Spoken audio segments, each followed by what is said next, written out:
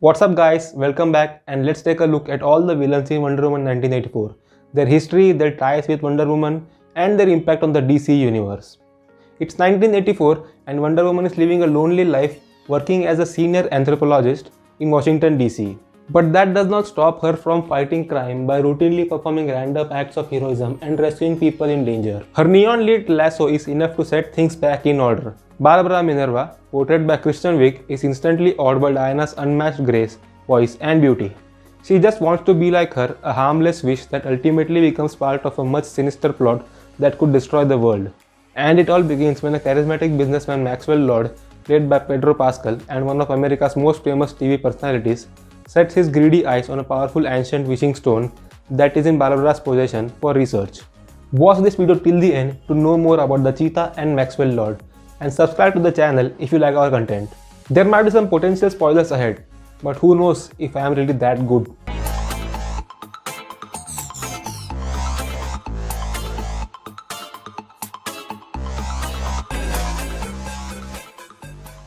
In 1994, all of her friends that we saw in Wonder Woman 1 are maybe dead, and she's still many years from meeting Bruce Wayne as we saw in Batman v Superman.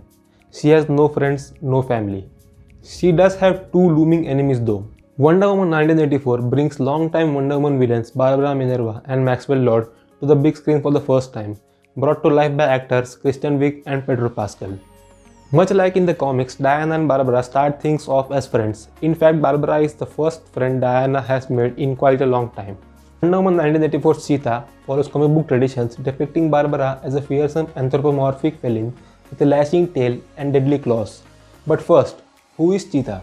As one of Wonder Woman's oldest foes, Cheetah has almost as many incarnations and retooling as the heroine herself. In her original incarnation crafted by Wonder Woman creator William Moulton Marston, she had no superpowers, just a burning jealousy of Wonder Woman and a spotted cat costume. In her most recent incarnation, Barbara Minerva is an archaeologist and anthropologist who dedicated her life to seeking the true divine in what most people consider to be legends. Under the pens of writer Greg Rucka and artists Liam Sharp and Nicola Scott, Minerva was greatly motivated by meeting and working with Diana when she first arrived in man's world with proof that Amazons exist. The revelation that Themyscira was truly real drove Minerva to seek out other evidence of ancient gods. Eventually, she found it in the form of the fictional god Uzcategui.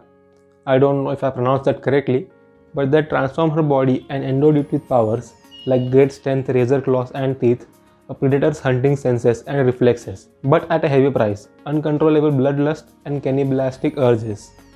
Unable to escape the god's blessings, Cheetah's self-loathing and shame twists itself into a hatred of Wonder Woman. She blames her for igniting her quest for the divine and for not saving her from herself. So now, a brief history of Cheetah. Let's take a look at all the incarnations of Cheetah we have seen over the years. Priscilla Rich.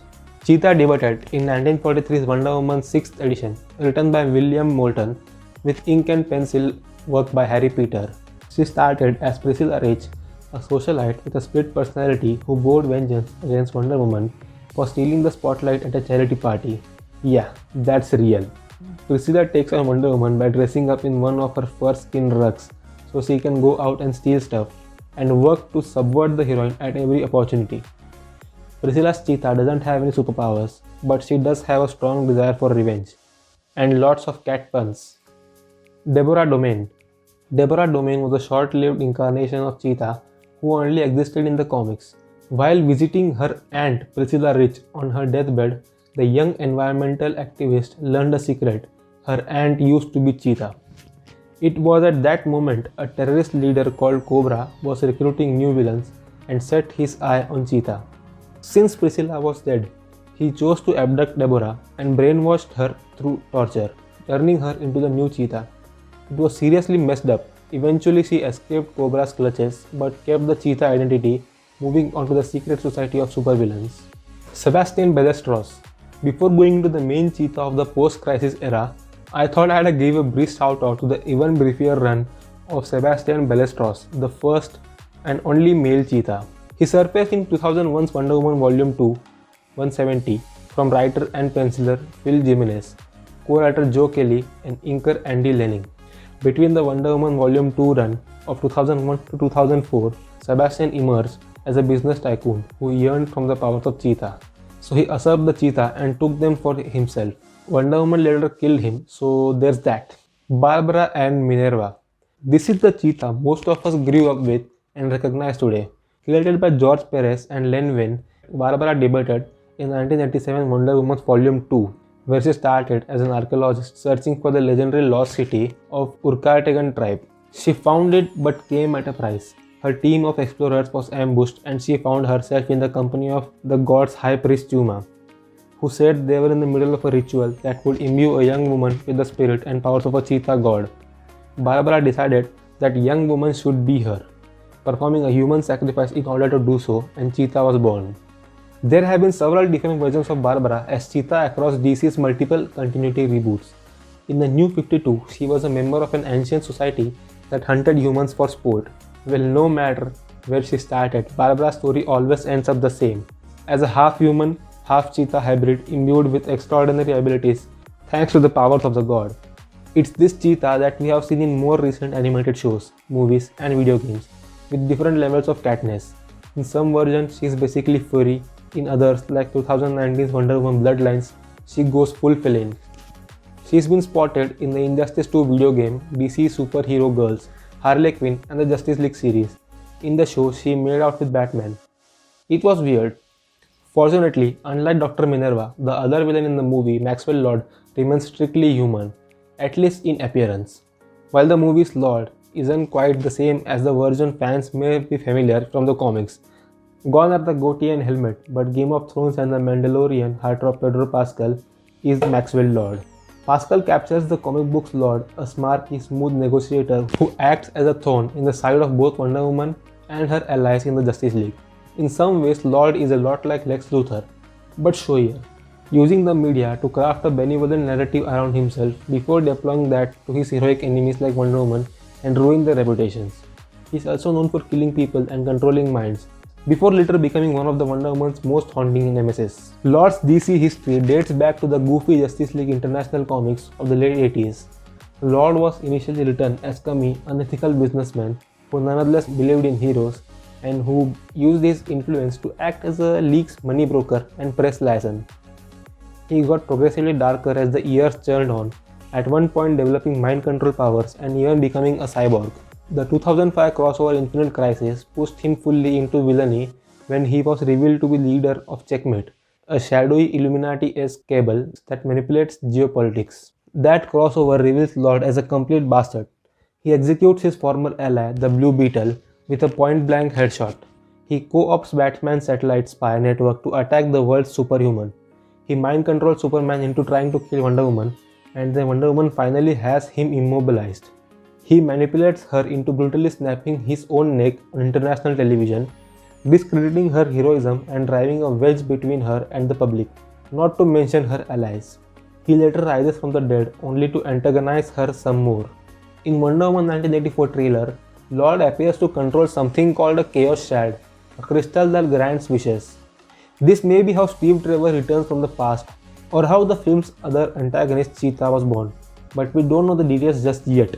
However, Lord winds up tormenting Wonder Woman. He serves as an example of the corrupting influence of power and capital, which often reveals even the most alluring men to be abusers and manipulators. If that's the message of Wonder Woman 1984, casting Pascal was a canny decision. Maxwell Lord is a fantastic inclusion in the cast of Wonder Woman 1984. The character has a, let's just say, troubled history with Diana in the comics, but he's filled many roles in DC Comics continuity over the years. His presence in this movie possibly signals a bunch of different directions in the film and the DCEU could take. And with the movie coming at us quickly, we figured it would be a great time to take a good look around at what Maxwell Lord has meant to the DC universe. Maxwell Lord was originally introduced to the comic book world by J.M. Mattis, Kevin McGuire, and Keith Giffen as part of their beloved Justice League run. Following the deaths of Vibe and Commander Steel and the resignations of about everyone else, the League was immediately reformed with a mix of bigger names, Batman, Martian Manhunter, and second and third tier characters. The man and the money behind this new league? Maxwell Lord IV. the heir to a chemical fortune whose father had killed himself when he realized that the chemicals his company produced were extremely toxic. Lord has repeatedly found himself on both ends of some pretty serious mind control. As it turned out, the true driving force behind the reformation of the Justice League. He was actually being pushed into it by sentient computer virus Kilgore, who corrupted a data collection device created and operated by the new god Metron. Kilgore used his newly accessed power to talk Lord into many of its more sinister plans. Max eventually discovered the rogue virus and smashed it up. As for the controlling of minds, Lord started out with no powers, but following Invasion, which featured a collection of prominent DC Universe aliens uniting to kidnap the human race before they could develop into a planet full of superheroes, he gained the ability to control minds, but only with great exertion. Prolonged control could have actually killed him, and his powers eventually did lead to a tumor. But a resurgent Kilgore saved Max by beaming his consciousness into a robot version of Lord Havoc, a cyborg villain from a parallel Earth. His connection to Wonder Woman. There wasn't even much of a retcon to DC taking him out on the robot body. When he came back, he was human-esque again, with a vendetta against superheroes, so he took over Checkmate, one of the big DC clandestine service. He was further retconned to be working against the heroes all the way back to his initial introduction, gathering intel on how to stop metahumans and making sure that the Justice League was bickering and ineffective. The man who discovered this was Ted Kord, the Blue Beetle, and he was promptly shot in the head by Lord himself for discovering it. Lord then gained control over Brother Eye, a monitoring satellite with an AI brain tracking all metahuman activities on Earth and deploying OMAC entities, turning regular humans into OMACs to battle the metas. He used his mind control powers to manufacture a fight between Superman and Wonder Woman, and when Diana caught him off in her lasso and demanded to know how to turn his mind control off, he said, "Kill me." So she did, by twisting her neck all the way around. It was caught on camera and broadcast to the world, causing a rift between Batman, Superman, and Wonder Woman that played a huge role in the events of Infinite Crisis. This wasn't Lord's last run-in with Diana. He was resurrected by the White Lantern following the events of Blackest Night, and spent a good year being hounded by his former team while trying to manufacture a way to kill her. Max narrated a good portion of the trailer, and his message is a lot of prosperity gospel, self-help sleaze. This and the settings seem to indicate that the movie will be leaning heavily on the initial conception of Max as an 80s comeback tycoon. But there's a couple of things that stands out in the trailer that points towards something else going on with him. There's the gemstone that he's holding at his desk and the look on his face as he walks out of his office. That seems to indicate something more to his perspective than simple greed. There's a shot of him in a crazy machine which calls to mind something amplifying his powers. And then there's Wonder Woman using her Tyra to destroy surveillance cameras in the mall as Max's voice runs over.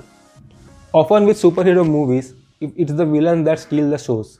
But that's hard to do when the hero is something as appealing, beloved, and unique as Wonder Woman. You really don't want the villains distracting from her. So that sums up our video for now. Hit the like button if you like our content, and do share it with your friends who are big fans of Wonder Woman.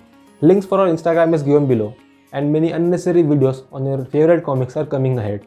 So see you next week on Unnecessary Comic Stuff.